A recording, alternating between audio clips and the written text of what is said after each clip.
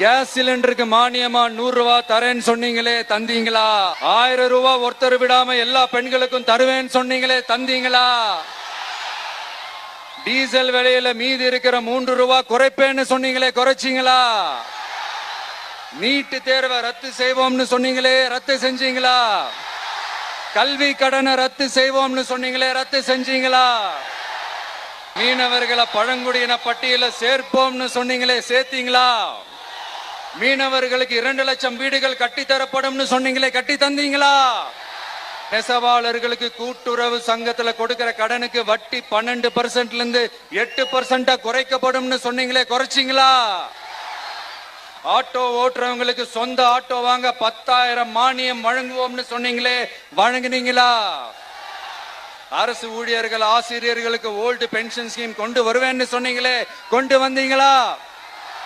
பகுதி நேர ஆசிரியர்களுக்கு பணி நிரந்தரம்னு சொன்னீங்களே, செஞ்சீங்களா? சத்துணவு மற்றும் அங்கன்வாடி பணியாளர்களுக்கு அரசு பணி உறுதின்னு சொன்னீங்களே, செஞ்சீங்களா? முதியோர் உதவித்தொகை 1500 ரூபாய் தருவேன்னு சொன்னீங்களே, தந்தீங்களா? தமிழகத்தில் இருக்கும் வேலை வாய்ப்புகள்ல 75% தமிழர்களுக்கு என்று சொன்னீங்களே, தந்தீங்களா? 3 லட்சத்தும் மேல் இருக்கிற காலி பணியிடங்கள் நிரப்பப்படும் சொன்னீங்களே, நிரப்புனீங்களா? தூய்மை பணியாளர்கள் பணி ஊதியம், ஓய்வூதியம் போன்ற கோரிக்கைகள் நிறைவேற்றப்படும் சொன்னீங்களே, நிறைவேற்றினீங்களா? மக்கள் நல பணியாளர்களாக 25,000 பெண்கள் நியமிக்கப்படுவார்கள் சொன்னீங்களே, நியமிச்சீங்களா? ரேஷன் கடையில மீண்டும் உளுந்து வழங்கப்படும் சொன்னீங்களே, கொடுத்தீங்களா? அனைத்து அரசு வேலை வாய்ப்புகளிலும் பெண்களுக்கு 40% முன்னுரிமை வழங்கப்படும் சொன்னீங்களே, கொடுத்தீங்களா? 35 வயதுக்கும் மேற்பட்ட திருமணமாக ஆதரவற்ற பெண்களுக்கு கல்வி தகுதிக்கு ஏற்ப அரசு வேலை வழங்கப்படும் சொன்னீங்களே, வழங்கினீங்களா?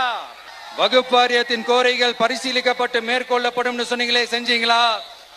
அரசு வீட்டு வசதி மற்றும் குடிசை மாற்று வாரிய வீடுகளில் மாற்றுத்திறனாளிக்கு ஒதுக்கீடு செய்யப்படும் சொன்னீங்களே, செஞ்சீங்களா?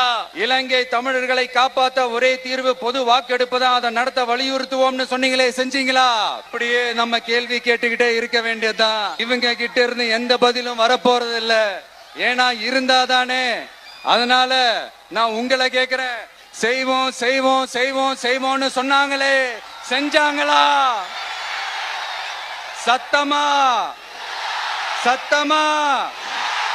மை டியர், வேணாம் வேணாம் வேணாம். அப்படி கூப்பிட்டா, ஆசையா பாசமா கூப்பிட்டா அவங்களுக்கு பிடிக்க மாட்டேங்குது. அதனால கேக்குதா மை டியர் சிஎம் சார்? அவங்க பண்றது துரோகம்னா நீங்க பண்றது நம்பிக்கை மோசடி. இது ரெண்டுமே ஒண்ணுதான், ரெண்டுமே ஏமாத்து வேலைதான். இது